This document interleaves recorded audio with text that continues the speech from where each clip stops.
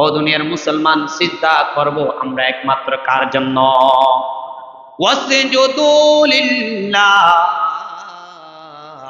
আল্লাহ পাক রব্বুল আলামিন অন্যত্র কোরআনের মধ্যে বলেন, লা তাসজুদু লিশ-শামসি ওয়ালা লিল-কমারি ওয়াসজুদু লিল্লাহ। চন্দ্রের জন্য কোনো সিজদা হবে না, কমর চাঁদের জন্য কোনো সিজদা হবে না। একমাত্র সিজদা পাওয়ার যোগ্যতা রাখে তিনি কে? আর আমি আপনি গিয়ে মাজারের মধ্যে গিয়ে সিজদা করে আছে কিনা? কয়েকদিন আগে আমাদের মুয়াজ্জিন একটা মাজারে গেছে, মাজারে গিয়ে দেখতেছে ওখানে একজন ব্যক্তি গিয়ে সিজদা করতেছে। মসজিদ হলো এই পাশে মনে করেন, আর মাজারটি হলো ও পাশে। সে সিজদা করতেছে পূব দিকে হয়ে। বলেন তো সে কি মুসলমান আছে না মুশরিক হয়ে গেছে? কোন বাবা যদি বলে আল্লাহকে ছাড়া বাবারে সিজদা করতে, সেই বাবা আর মুসলমান থাকে না, সে মুশরিক হয়ে গেছে, ঠিক কিনা? কোন মাজারের যদি দরবেশ বাবা যদি বলে এই মাজারে সিজদা করো, মাজারে সিজদা করলে উপকার আছে, তাহলে আমি বলবো সেই ইমানদার না, সেই বেঈমান হয়ে গেছে, ঠিক কিনা? আল্লাহকে ছাড়া কাউকে সিজদা করা যাবে, একমাত্র সিজদা পাওয়ার মালিক হলো আল্লাহ। মাজারে যাবেন, রাসূল সাল্লাল্লাহু আলাইহি ওয়াসাল্লাম বলেছেন মাজারে যাইলে চারটা জিনিস চাইবেন। কয়টা জিনিস? চারটা জিনিস।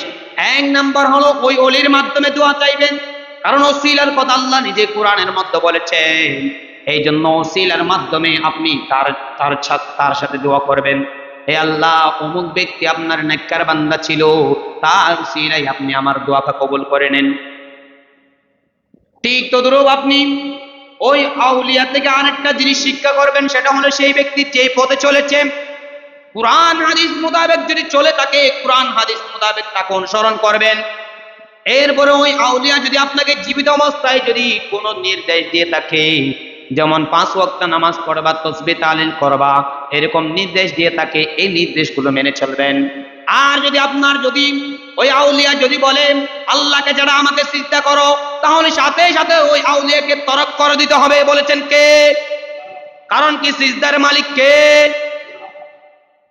আল্লাহ ছাড়া কাউকে দুনিয়াতে সিজদা করা যাবে না। যেমন একজন ব্যক্তি, উদাহরণ দিলে বুঝতে পারবেন, মিশকাতের হাদিসের মধ্যে বর্ণনা করা হয়েছে, একজন ব্যক্তি 48 বছর পর্যন্ত সনম সনম সনম সনম করে করে মূর্তি পূজা করতেছিল, কিন্তু মূর্তি তাকে সাড়া দেয় না। একদিন 48 বছরের মাথায় হঠাৎ করে সমাজ শব্দটা তার থেকে বাহির হয়ে গেছে।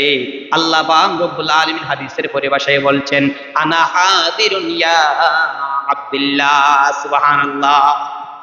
হে আল্লাহর বান্দা, কি চাও বলো, আমি তোমার সামনে উপস্থিত। এতদিন পর্যন্ত সে মুশরিক ছিল, বেঈমান ছিল, কারণ সমত করতে সনম করতেছে, মূর্তি পূজার করতেছে। মূর্তি কি কিছু দেনওয়ালা? সমস্ত কিছুর মালিক কে?